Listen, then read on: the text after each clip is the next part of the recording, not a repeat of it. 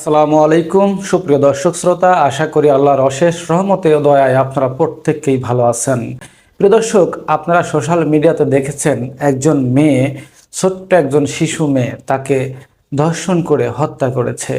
এমন একটি ঘটনা আমার চোখে ভেসে উঠেছে। প্রিয় দর্শক, আমি চেয়েছি এই ভিডিওটি নিয়ে কিছু কথা বলবো। আমাদের বাংলাদেশ মুসলিম কান্ট্রি, এই কান্ট্রিতে কিছু সমস্যা আমরা নিয়তই দেখতে পারি। সোশ্যাল মিডিয়াতে ঢুকলেই দেখা যায় বিভিন্ন জায়গায় বিভিন্ন রকমের সমস্যা হয়ে চলেছে। বিদেশে কোথাও ধর্ষণ হচ্ছে, কোথাও খুন হচ্ছে, কোথাও চুরি হচ্ছে, কোথাও ডাকাতি হচ্ছে, কোথাও লুটপাট। কি হচ্ছে না আমাদের দেশে? এটা কেন হচ্ছে?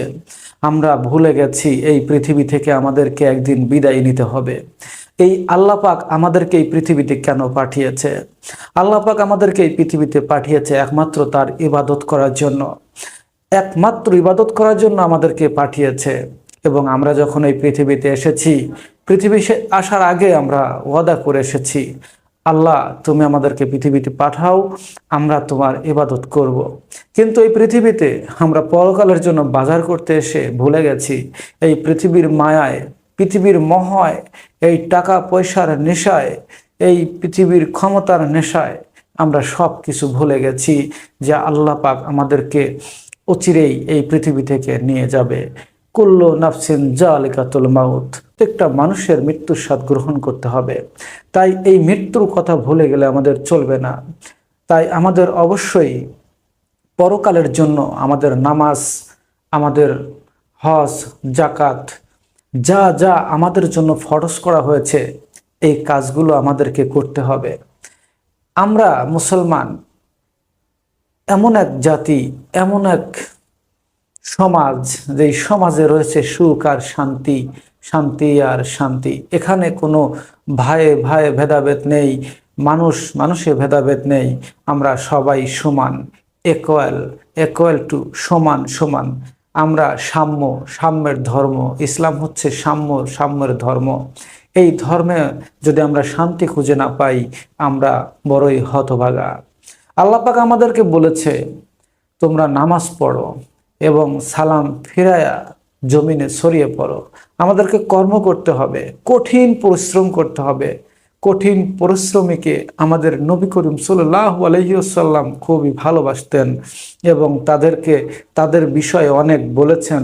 যারা কঠিন পরিশ্রমী, তাদের সাথে আল্লাহর দেওয়া নেয়ামতগুলো কতটা জড়িত, কতটা জড়িয়ে রয়েছে, এই বিষয়গুলো আমরা অনেকেই জানি না। আমরা অনেকেই বড়লোক হওয়ার জন্য, টাকা ইনকাম করার জন্য পাগল হয়ে যাই, কিন্তু আমরা কখনোই বুঝি না, আমরা কখনোই বুঝতে চাই না ইসলামে আপনি কিছু জিনিস আছে, সেগুলো যদি ফলো করেন তাহলে আপনিও হতে পারেন কোটিপতি হালাল পথে। হারাম পথে যাওয়ার কোনো প্রয়োজন নাই। প্রিয় দর্শক, সর্বশেষে আমি একটি কথা বলতে চাই। সেই কথাটি হচ্ছে, আমরা সর্বোপরি মুসলিম, আর মুসলিমের যে দায়িত্ব আল্লাহ পাক আমাদেরকে দিয়ে পাঠিয়েছে, সেই কাজগুলো অক্ষরে অক্ষরে পালন করে যেতে হবে।